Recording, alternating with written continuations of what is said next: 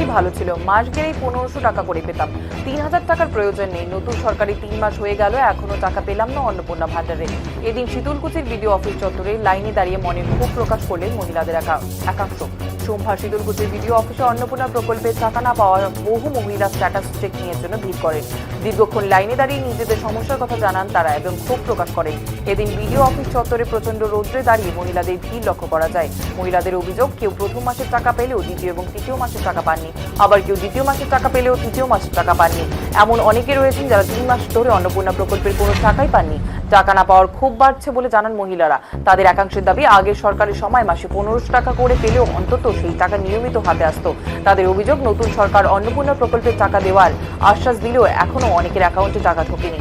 টাকা না পাওয়ার কারণ জানতে এবং তাদের প্রকল্পের বর্তমান স্ট্যাটাস জানতে এদিন বিডিও অফিসে ভিড় করেন তারা।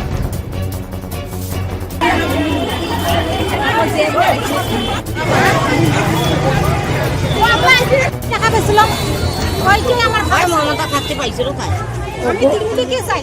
আচ্ছা, এখন আমি 1 মাসের টাকা পাই, 1 মাসের টাকা পাই না, অনলাইনে দিছি, অনলাইনে দিছি, এখন টাকা কিছু আমি পাই না। এখন আমি কি নিয়ে চলবো?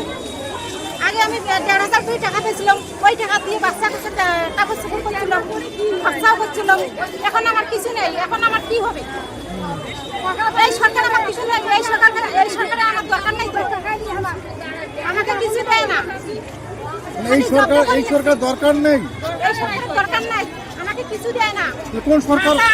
আমার কিছু দেয় না। কোন সরকার চাইছেন দিদি? আমি চাচ্ছি মমতাকে।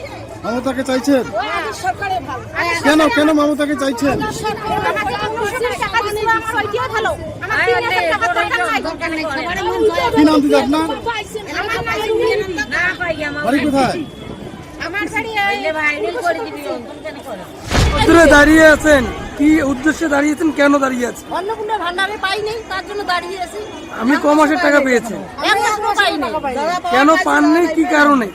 ওটা বলতে পারি না, এখন দেখাবো, এখন কি বলে না বলে তারপর শুনবো। কি অফলাইনে করেছেন না অফলাইনে? আপনার অনলাইনেও করছি, অফলাইনেও করছি, তারপরও পাননি? তারপরেও পাইনি। যদি আগামী মাসে না পান তাহলে কি করবেন? কি করি? আমরা তো কিছু করতে পারবো না, এইরকম করে আসবো যাবো।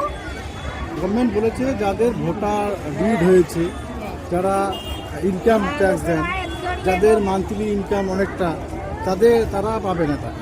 তা আমার তো কিছুই নেই, আমরা গরিব মানুষ, ইট ভাটায় কাজ করিয়ে খাই, আর কি করবো? ইনকাম তাহলে আমার ইনকামটা কোথায়? যদি ইট ভাটায় কাজ দিলে না দিলে বন্ধ করুক, দিলে সবাইকে তো না দিলে একদম বন্ধ, আর চাই না, বাস। কি নাম দিদি আপনার? খাবো না, বাড়ি কোথায়? খাবো না।